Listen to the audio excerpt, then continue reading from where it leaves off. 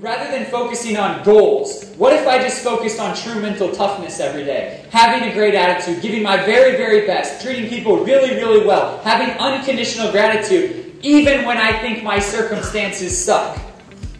Because if I really keep in perspective the fact that kings and queens would have given up their kingdom to fly, I get to fly today. And yeah, was I maybe a tiny bit worried that I wouldn't have enough energy tonight? Yeah, I knew that it could affect it. But it would have affected me so much more if I didn't actually just have true mental toughness and be grateful that I got to fly.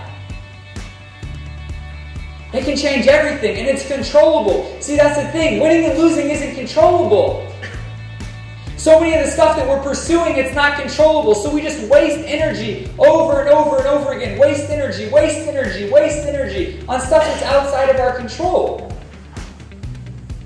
True mental toughness is a ridiculously high standard. I get it. Like, have a great attitude. That in and of itself is tough.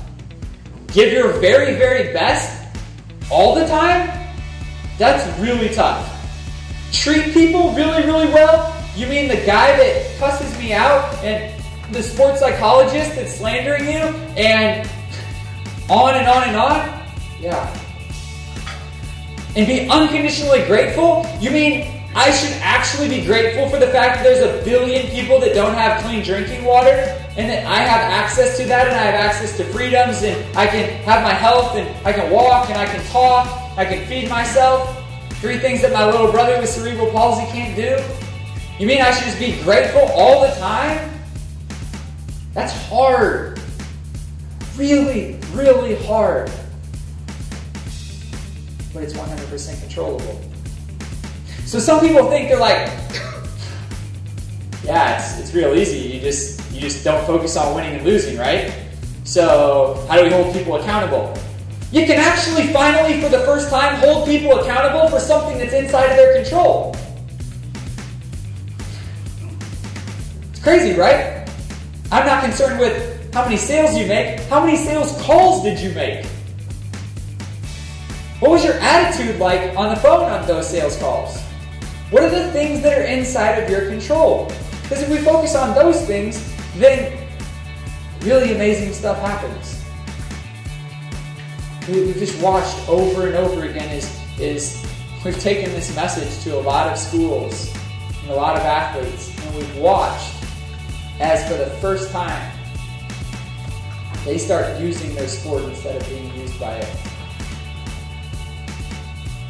Because when we focus on winning and losing, we're being used by our sport.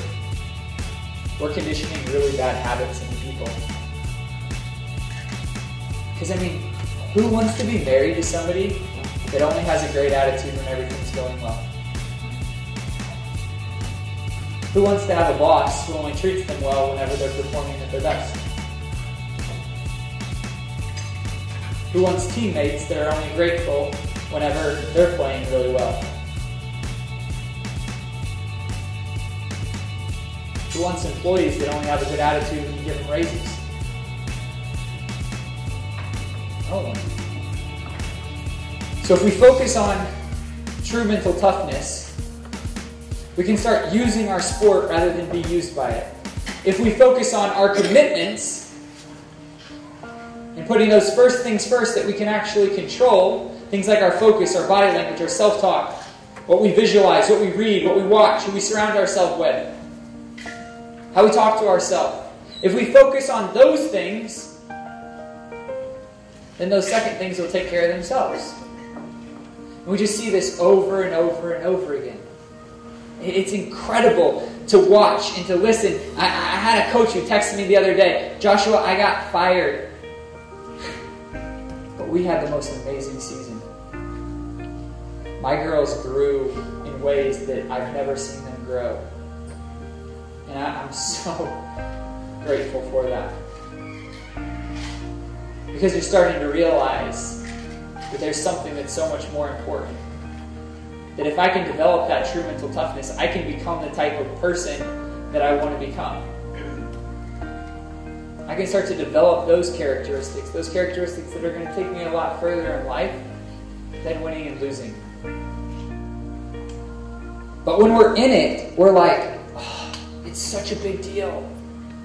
This sale, this job. But I'd like you to think about something.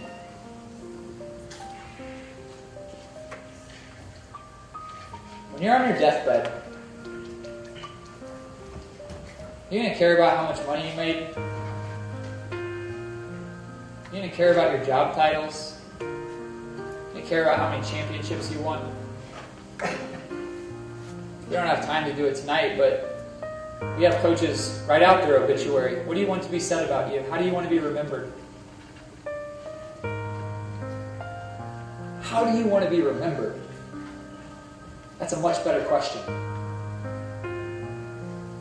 Because if I'm focused on that, just for the record, we've done that exercise all over the country. Nobody's ever said how much money they made or how many championships they won. It always comes down to personal characteristics and relationships over and over and over again. Because when we get in touch with our heart, we know what those first things are. We just don't put them first all the time. And so, if we'll focus there, we'll just put those first things first. We can start to finally tap into our greatest potential. We can start using our job rather than being used by it. Using our sport rather than being used by it.